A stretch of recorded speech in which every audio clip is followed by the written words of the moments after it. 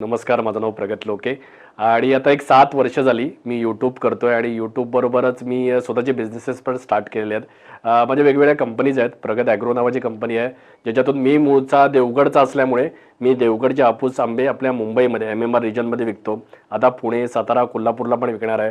त्याचबरोबर मी हॉस्पिटॅलिटी क्षेत्रात पण आहे. माझा मालवणला एक विला घेतला आहे मी, तर त्यातून मी पर्यटन व्यवसायात आलेलो आहे. त्याशिवाय कर्जतला एक फार्म हाऊस, एक विला आहे. ओके, आणि अशा प्रकारे मग मी पर्यटन क्षेत्रामध्ये पण ॲक्टिव्ह आहे आणि त्याचबरोबर आपण रिअल इस्टेटमध्ये पण ॲक्टिव्ह आहोत. आज बऱ्याच जे आपले सिंधुदुर्ग, रत्नागिरी, रायगड इथले जे पण डेव्हलपर आहेत, तर त्यांचं जे प्रोजेक्ट्स असतात तर त्यांची मार्केटिंग आपण आपल्या या यूट्यूब थ्रू करतो. आणि या सगळ्या फील्डमध्ये मी आलो, पण आज या फील्डमध्ये आलो आहे. पण जेव्हा मी सुरुवात केली तेव्हा लहानपणाचं म्हणाल तर माझा जन्म आहे मुंबईचा. ओके, आपल्या परेलचा वाडियामधला. आणि बालपण गेलं ते 3 ठिकाणी गेलं असं म्हणू शकतो. एक होतं गोरेगावमध्ये आम्ही चाळीत राहायचो. दुसरं होतं म्हणजे माझी जी आजी होती, म्हणजे आईची आई, तर ती भोईवाड्यामध्ये राहायची.